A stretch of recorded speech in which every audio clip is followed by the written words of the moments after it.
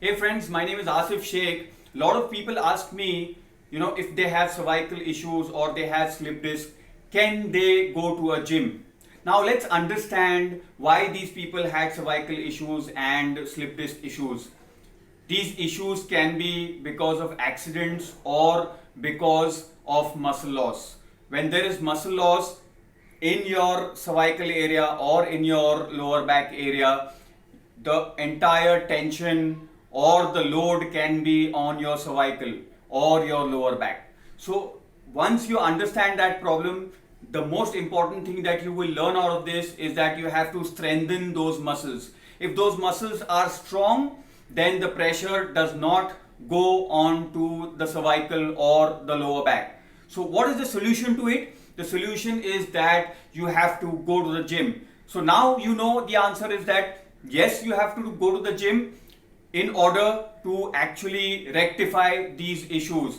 Now the most important thing what you need to understand is that when you go to a gym, you don't do too much of strenuous exercise. The most important thing is that you strengthen your muscles around those areas. So for example, if you have cervical issues, you have to do little bit of stretching, you have to actually roll your shoulders, make sure you strengthen your muscles around here, you do your chin tucks like this so that your muscles around here, are strong and they don't let the pressure go onto your cervical issues.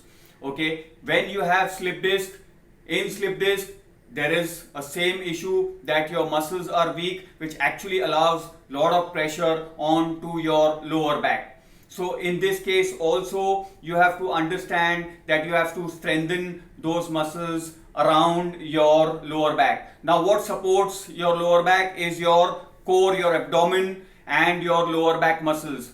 But that does not end here. You have to actually work all your body muscles.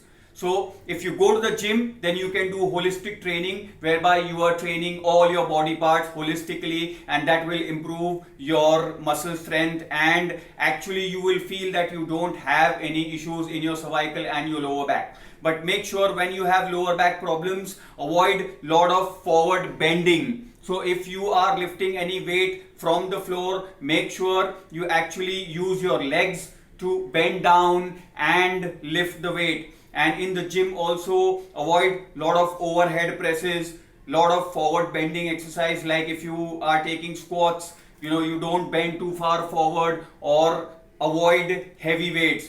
You don't even try doing your deadlifts because deadlifts can be very dangerous for your lower back. So all these exercises you have to avoid, but make sure you do your strengthening exercises properly so that you are strong and the pressure is not going onto your cervical or your lower back. So this is the solution, and I tell you that if you do all these exercises, you will never face problems of cervical and lower back in the near future. So if your muscles are strong, you will feel as if you don't have any problems, but make sure these problems don't go away completely. So be careful when you're working out, strengthen your muscles, be safe, talk to good consultants who know about these issues, and make sure you work out in a safe environment where you're not doing too much of heavy lifts or heavy jerks. Okay, stay safe, work out properly, be strong, and be away from your cervical and lower back issues. Thank you very much.